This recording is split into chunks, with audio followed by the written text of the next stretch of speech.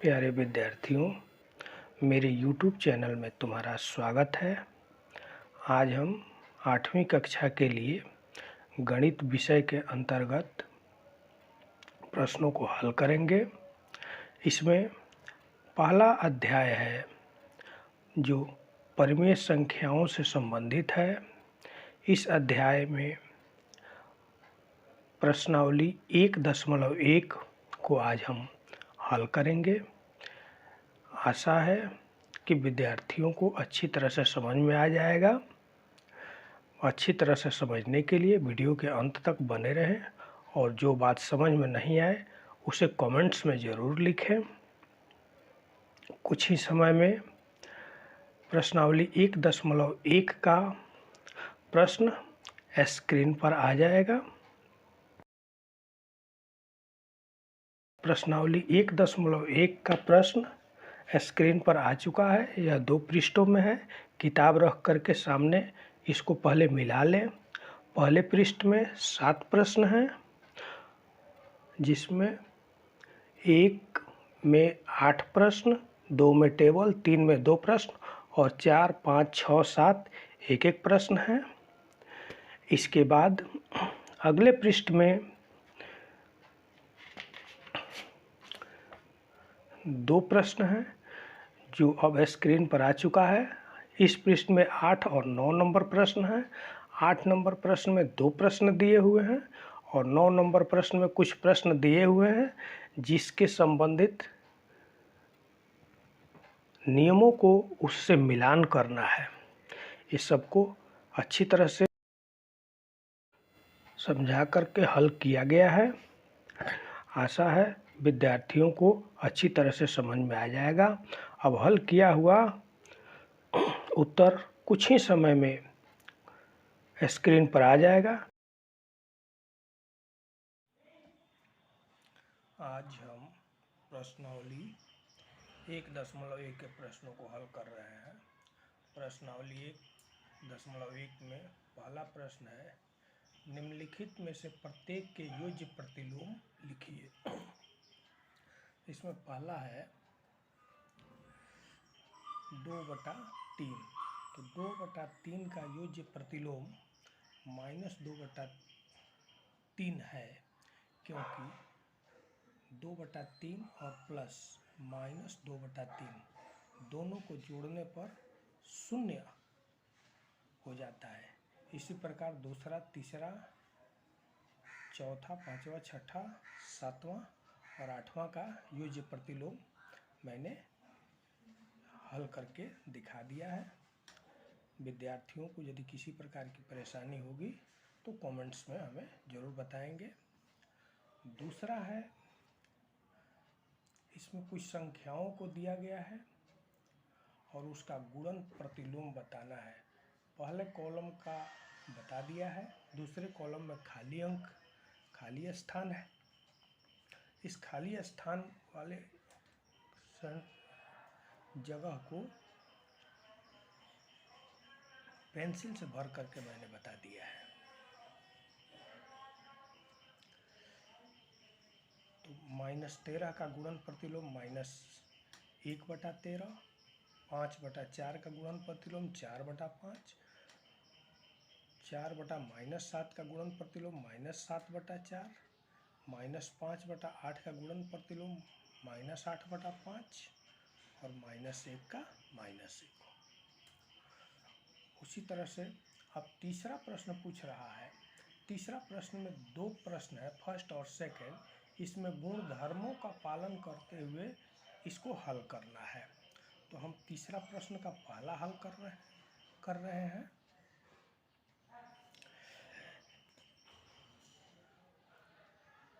पहला है 4/3 जोड़ 3/5 जोड़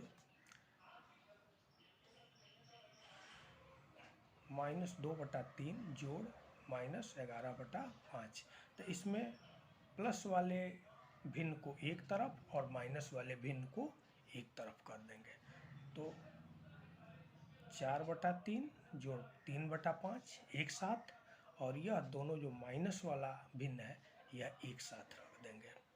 तो ये प्लस हो गया और इन दोनों के साथ में हम एक साथ कर दिए तो 4/3 जोड़ 3/5। अब यहाँ दोनों से माइनस कॉमन ले लिए तो यहाँ 2/3 प्लस 11/5 हो जाएगा। दोनों को जोड़ दिए अलग अलग तो इसका एलसीएम हो गया 15, यानी 3 × 5 = 15, 5 × 4 = 20 और 5 यहीं 15, 3 × 3 = 9। इसी तरह माइनस, अब यह एक साथ हो जाएगा, 5 × 3 = 15, 3 × 5 = 15, 5 × 2 = 10 और 5 × 3 = 15, 11 × 3 = 33। तो यहाँ 20 और 9 29/15 माइनस 10 और जोड़ 33 यानी 43/15। पुनः हम इन दोनों का एलसीएम ले लेंगे तो नीचे का संख्या समान है इसलिए एलसीएम वही रह जाएगा। तो 15 और 29 माइनस 43 यानी -14/15। यह इसका आंसर हो जाएगा। है तीसरा का दूसरा में भी उसी तरह से गुण धर्मों का पालन करते हुए इसको सॉल्व करना है। तो यहाँ ब्रैकेट में -3/7 है, 2/5 गुणा -3/7 -1/6 गुणा 3/2 जोड़ 1/14 गुणा 2/5। यानी हम पहले गुणा वाले चिन्हों को हल करेंगे तो यह माइनस हो जाएगा। तो 3 दूनी 6/5 7 × 5 = 35 माइनस 3 × 1 = 3 6 दूनी 12 2 × 1 = 2 14 × 5 = 70। यहाँ पर यदि चाहें तो विद्यार्थी कटा भी सकते हैं, यहाँ कटाया भी जा सकता है। तो -6/35 माइनस 1/4 यहाँ कटा दिया गया है, 3 × 1 = 3 3 × 4 = 12 यानी 1/4। उसी तरह यहाँ भी 2/35 1/35 इस तरह से कटा भी सकते हैं। तो -6/35 और जोड़िए दोनों में से माइनस कॉमन ले लिए तो 6/35 जोड़ 1/4 प्लस 1/35 दोनों का एलसीएम कर लिए तो 140 आ गया।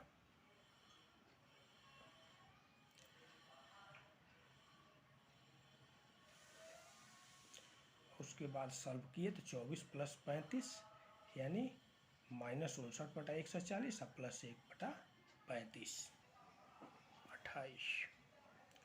अब चौथा प्रश्न है 5/18 को -7/72 के व्युत्क्रम से गुणा कीजिए। तो चौथा हो गया 5/18 और -7/72 के व्युत्क्रम यानी इसके उल्टा से गुणा करना है तो -72/7 हो जाएगा। अब इसको 18 × 1 = 18 18 × 4 = 72 इस तरह कटा दिए तो 5/1 और 4/7 हो गया। यानी इसका आंसर हो जाएगा -20/7। पांचवा में जो प्रश्न दिया हुआ है इसके केवल गुण धर्म को बता देना या वितरण नियम यानी वितरकता। अब छठवां प्रश्न आ गया। छठवां कि क्या -1/1/8 का गुणात्मक प्रतिलोम -1/1/8 का गुणात्मक प्रतिलोम 8/9 है। तो हम यह देख रहे हैं कि इधर माइनस है, पूर्णांक तोड़ देते हैं तो 8 × 8 = 9/8 हो जाएगा। -9/8 का गुणात्मक प्रतिलोम 8/9 है। यानी यहाँ माइनस है और यहाँ प्लस है, यानी एक तरफ माइनस है एक तरफ प्लस है। इस कारण इसका गुणात्मक प्रतिलोम यानी -9/8 का गुणात्मक प्रतिलोम 8/9 नहीं होगा, क्योंकि इसका जो गुणनफल है एक जिससे दोनों में उभयनिष्ठ है तो एक तरफ माइनस हो जाए एक तरफ प्लस होगा, इसलिए यह नहीं होगा। सातवां है वही प्रश्न है कि क्या 3/1/3 का गुणात्मक प्रतिलोम 0.3 है। यहाँ दशमलव में दे दिया है तो यहाँ पूर्णांक तोड़ दिए यानी 10/3 आ गया, और इसको भी भिन्न में बदल दिए तो 3/10 हो जाएगा। तो हम देख रहे हैं कि 10/3 का गुणात्मक प्रतिलोम 3/10 है, क्योंकि यहाँ भी प्लस है और यहाँ भी प्लस है, यानी यहाँ उत्तर हाँ होगा क्योंकि गुणनफल 1 है।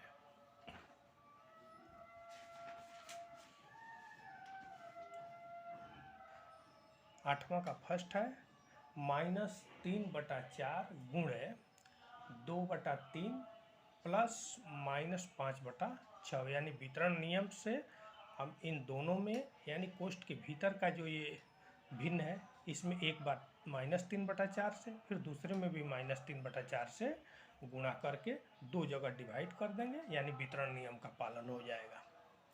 तो -3/4 गुणे 2/3 जोड़ फिर -3/4 गुणे -5/6, 1/6 हो गया, 1/6 हो गया, यानी यह पूरा प्रश्न 2 भाग में वितरित हो गया। अब यहाँ -6/4 चाहे तो कटा भी सकते हैं, लेकिन नहीं कटाए हैं, विद्यार्थी अपना कटा लेंगे तो और हल्का हो जाएगा। 5×3 15 और 6×4 24। अब यहाँ एक साथ हम कटा दिए हैं, यानी 6×2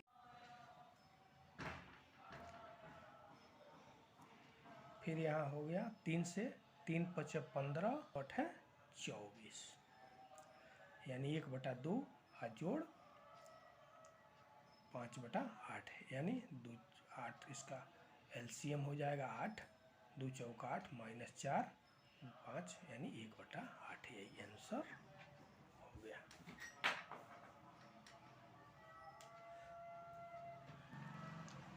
इसी तरह से इसे भी 2 भागों में वितरित करके 5/6 को एक बार -2/5 से गुणा कर दिया जाएगा और 5/6 को एक बार -3/10 से। तो 5/6 गुणे -2/5 जोड़ 5/6 गुणे 3/10, यानी 5×2 10 -10/30 और 5×3 15। तो यहाँ अब इसको हम कटा सकते हैं। 15×4 60, यानी -1/3 जोड़ 1/4, यानी 12, इसका एलसीएम 12 हो जाएगा। तो 3×4 12 -4 और 4×3 12 3, यानी -1/12, ये इसका आंसर हो जाएगा। 9वां है। 9वां का कुछ प्रश्न कॉलम ए और कॉलम बी यानी कॉलम अ और कॉलम ब दिया हुआ है। तो कॉलम अ में 10 प्रश्न दिए गए हैं और कॉलम ब में उसमें लागू होने वाले नियमों को बताया गया है। तो दोनों को मिला देना है, हमने इसको मिला दिया है।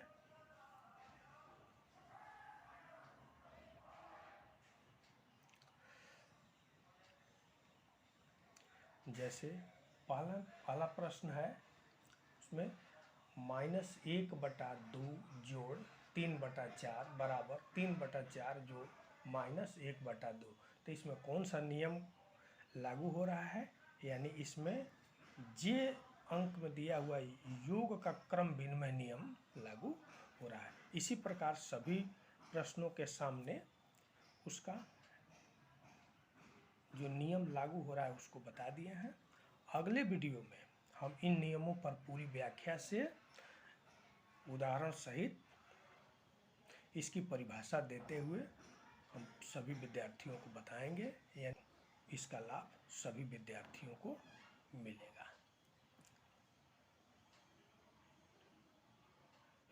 आशा है मेरा यह वीडियो विद्यार्थियों को काफ़ी पसंद आया होगा। विद्यार्थी इसे लाइक करें, अपने दोस्तों के पास शेयर करें और मेरे चैनल को सब्सक्राइब करें, ताकि हमें ये पता चल सके कि कितने विद्यार्थियों ने मेरे इस वीडियो से लाभ लिया।